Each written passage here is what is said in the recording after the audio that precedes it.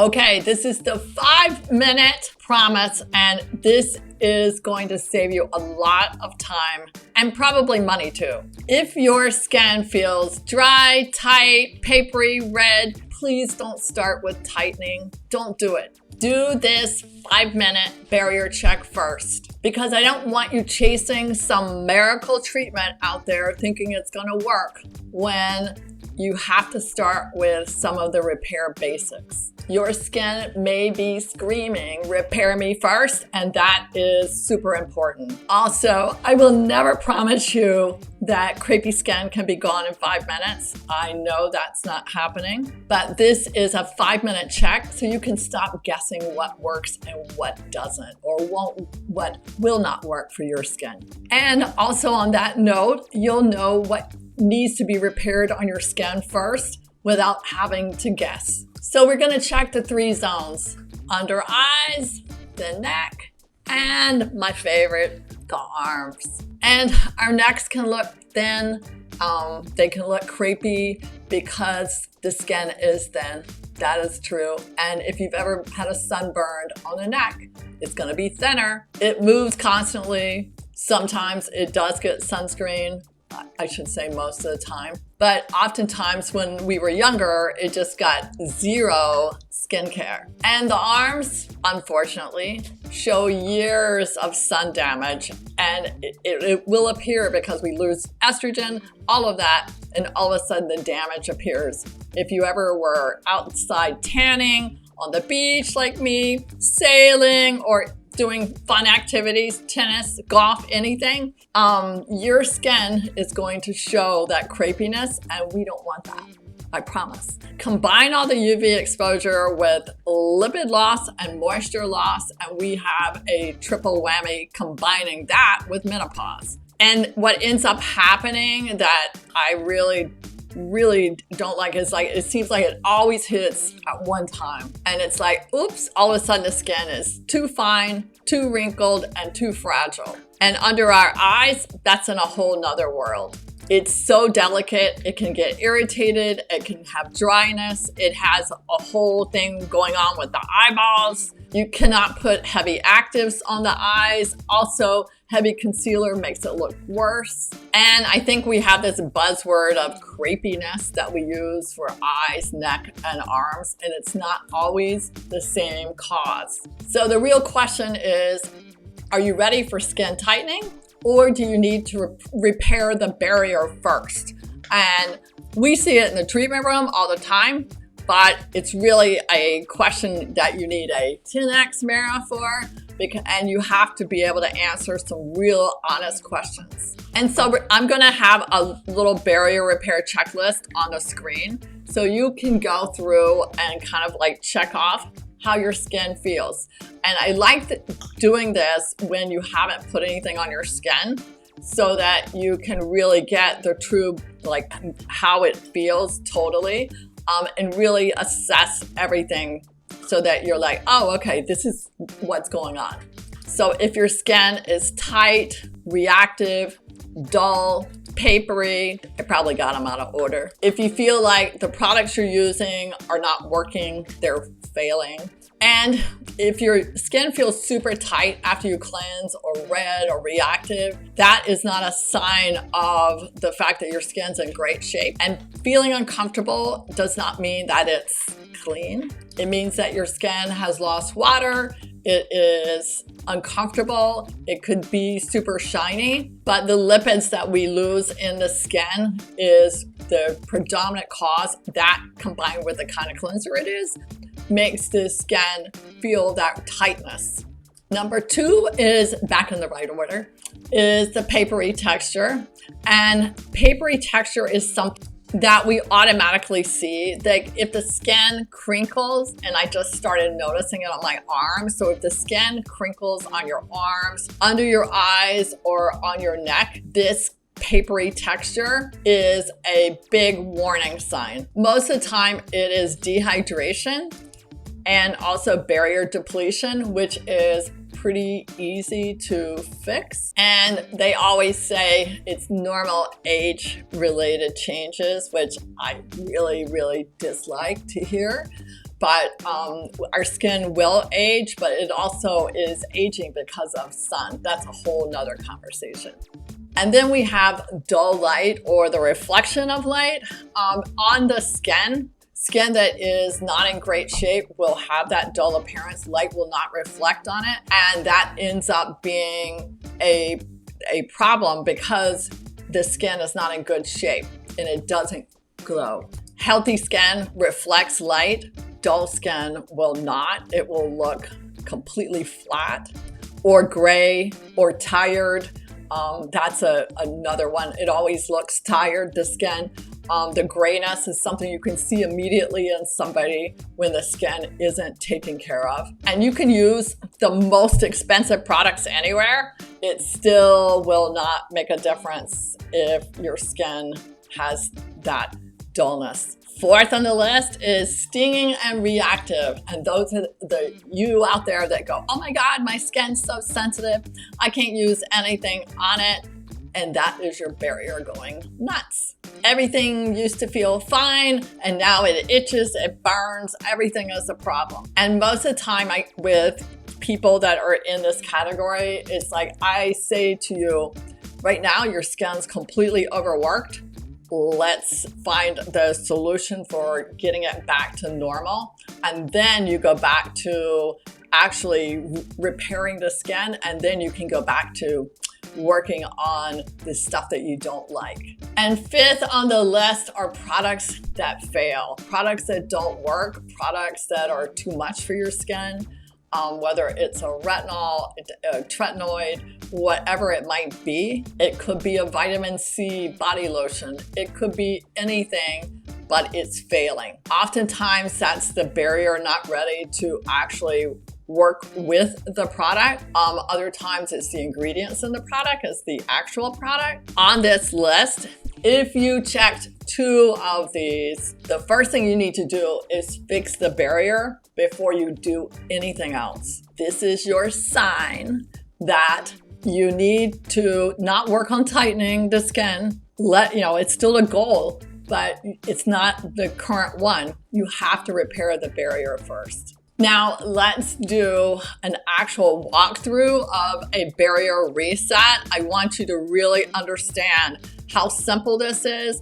because you want to keep it simple, and it's all about products and the water you're using and a few other little things that I've known for years because I've been doing this for 31 years.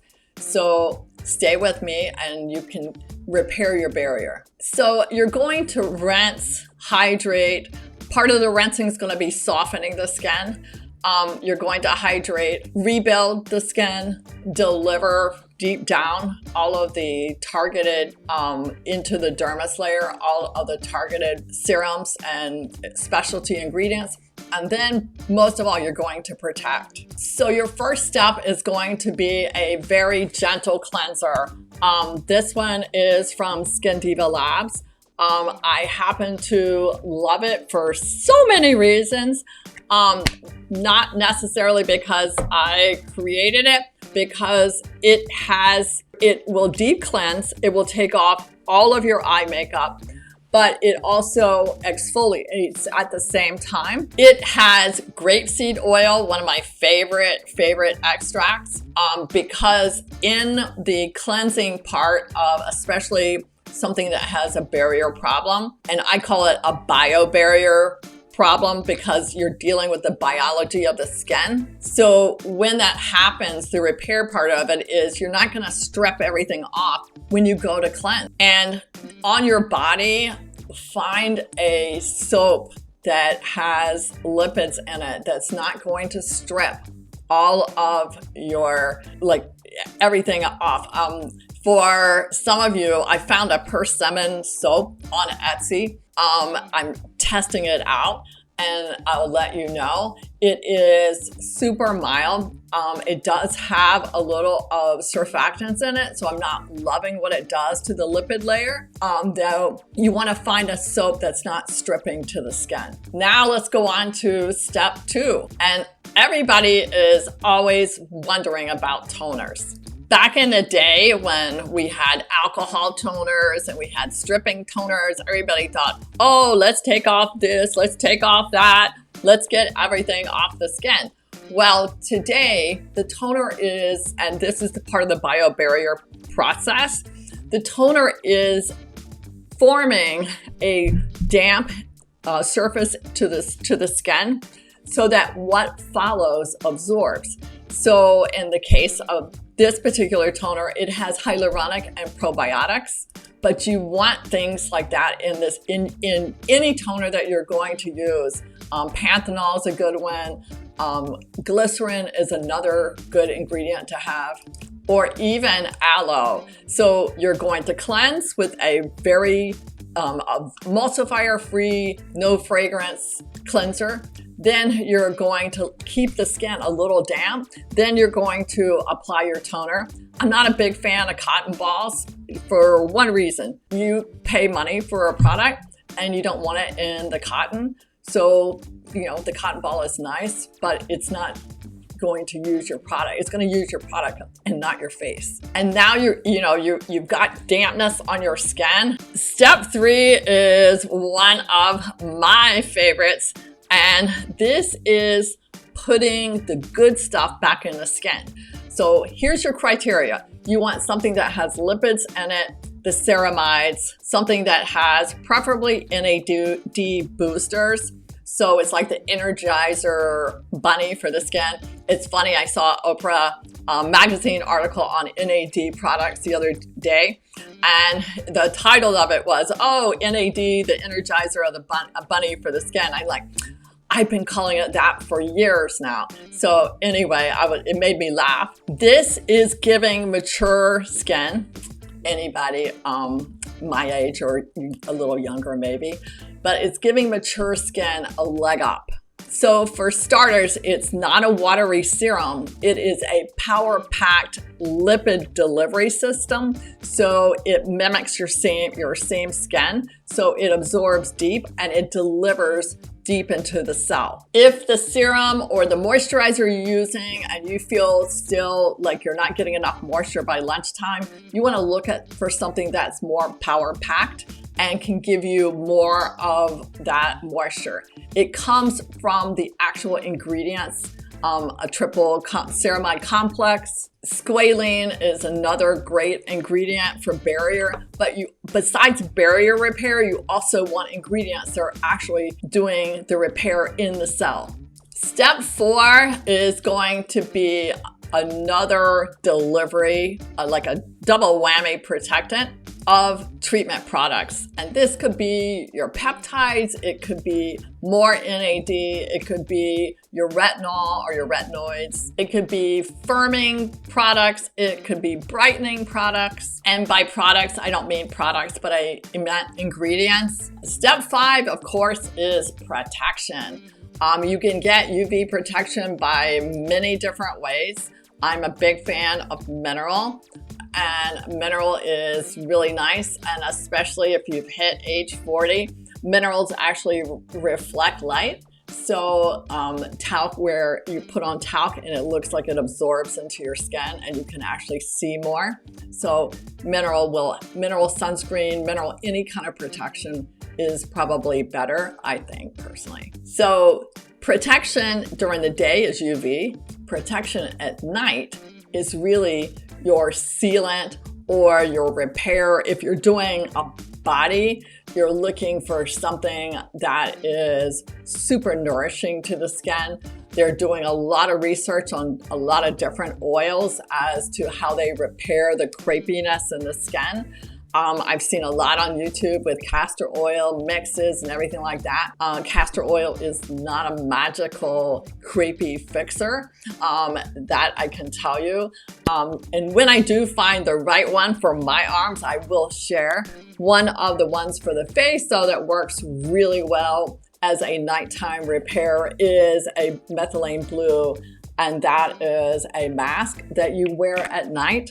And it's pretty cool. Stays on all night and you wake up and you have glowy skin. I actually put it on my hands and I put it on my face and neck.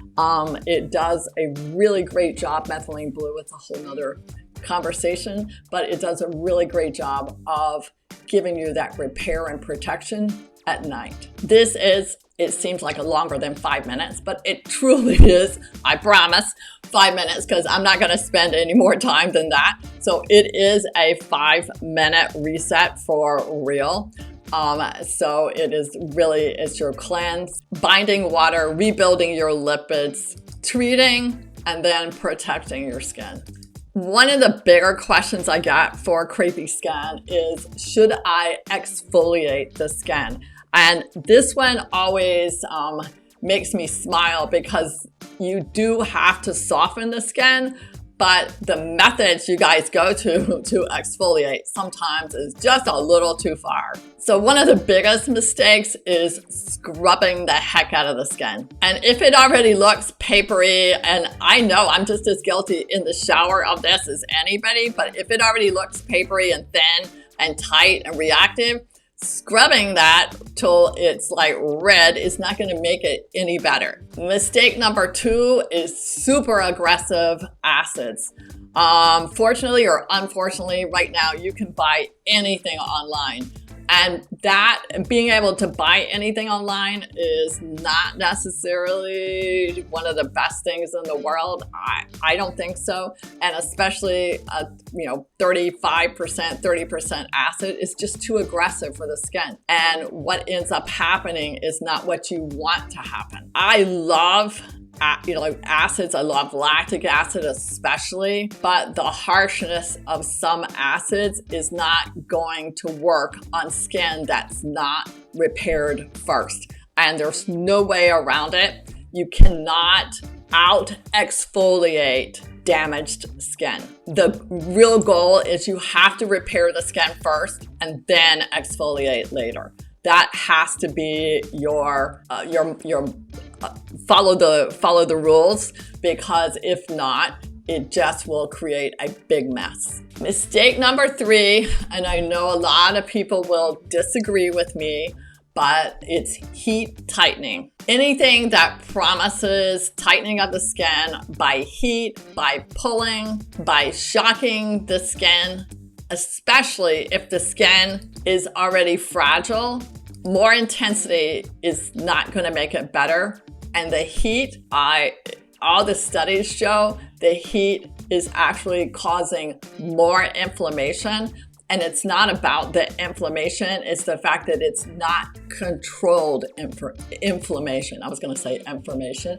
It's not controlled inflammation. And that's the key to mistake number 3. Mistake number 4 is really about a firming cream.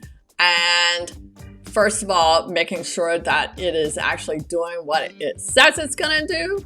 It's not a bad thing to have, but you cannot ignore the dehydration of the skin and lipids and all of that. You cannot rebuild skin. You can't rebuild skin on top of a barrier that's not repaired, or it's not available to actually absorb anything. So it's like rebuilding, like if you ever went to the beach and you built a sandcastle, it's like the water is coming in all the time and breaking it down. So using a firming cream is not going to work. And mistake number 5 I see all the time, it's layering active after active after active on reactive skin. And sometimes I can say this till I'm blue in the face, but I see you're come in, your skin is so stretched, it's so tight, it has no elasticity at all. I mean, and a lot of times the person that is actually using all of these actives is also doing a lot of fillers at the same time. All of these ingredients, retinol, vitamin C, NAD boosters, niacinamide, all of them definitely have a place in regenerative skincare, and they really do work amazing. And we're so lucky to be here at this time with all of these fabulous products, but it's not going to work on skin that has a reactive barrier problem. You cannot push harder on skin that really needs to be restored first. So what are we supposed to do? How are we supposed to repair all of this? So for the neck, I strongly encourage you to go gentle and start with the neck. Make sure that it is a repair serum,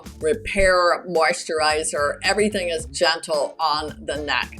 The other little trick that you can do is doing a little fascia work, doing a little gua sha, maybe even a little microcurrent on the neck area. That helps to open up the whole lymphatic, and that's a whole nother video, but it also will help improve the circulation to the neck area. Go super slow with the neck because it's not as, the skin is thinner.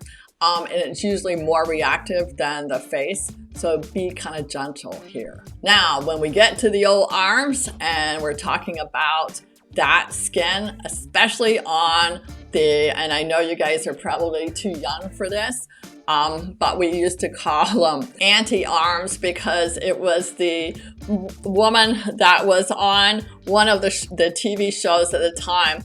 And every time she waved goodbye, we could see her arms flap back and forth, and we just would laugh and laugh because we thought that was hilarious. Not until we started to get to be age 69, I didn't think it was so hilarious now, do we? So for the arms, the place to start here is water loss, sun protection, and then also making sure you're working out and doing something, because the skin will act different if you're actually using your muscles versus if you're not. After you're bathing or a shower, you want to make sure you're applying to damp skin, and a lipid barrier repair oil or repair cream works really well. I'm a big fan.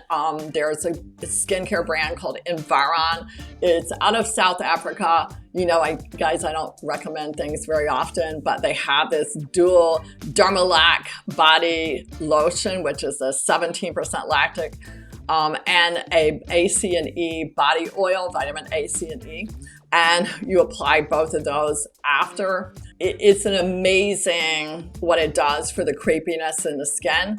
And the before and afters are just sick. I've been using it for years, and then I will go off and not use it. And then I'll start back over and use it again because I'm like, oh my gosh, look at my arms. So it's something you do have to keep up with every day.